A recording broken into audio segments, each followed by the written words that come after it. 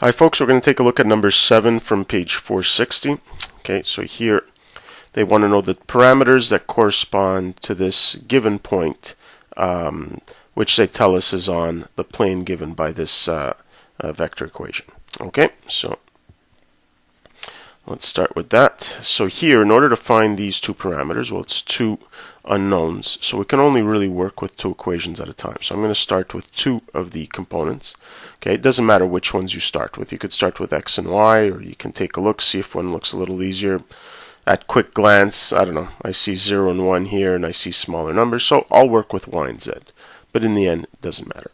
Okay, so here I need this y component of 3, okay, to be able to be written as this combination of my initial point and my two direction vectors. Okay, so it needs to be equal to 0 plus 2s, okay, plus t.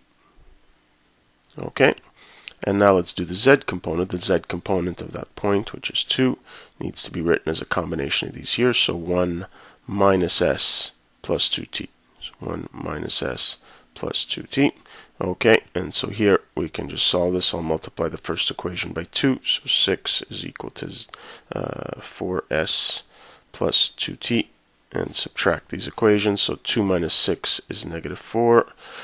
1 minus 0 is 1, and negative s minus 4s is negative 5s. These cancel out, so I've got 5s is equal to 1 plus 4 is 5, so s is going to be equal to 1. Okay, and now let's figure out what the t value is going to be, so I'll work with this equation up here. So I've got t is equal to 3 minus 2 times s, which is equal to 1, so 3 times 2. So I've got t is also equal to 1. Okay, now they've told us that this point is on the plane, so I guess we should assume that whatever we find for s and t should also work for the x component, but we really should check, and it'll also indicate if we made a mistake. So if it doesn't work for the x component, and they told us it was on the plane, there's a good chance we might have made an error. Okay, so let's check the x component gotten by the plane.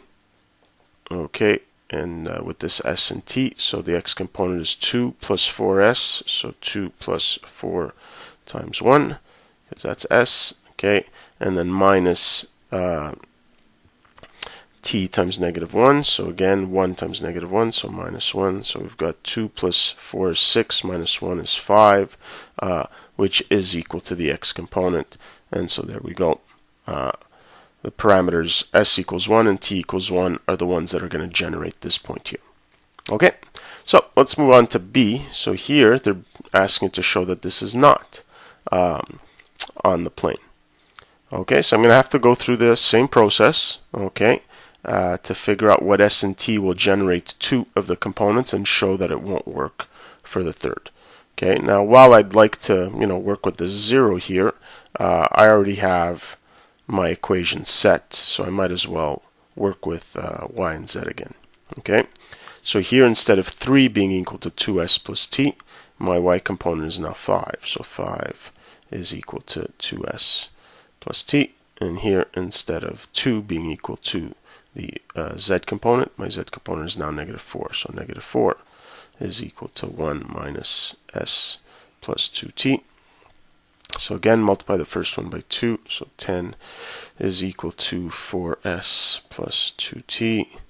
And so here we have negative 14 equals 1 minus 5s, and so 5s is equal to 15, so s equals 3.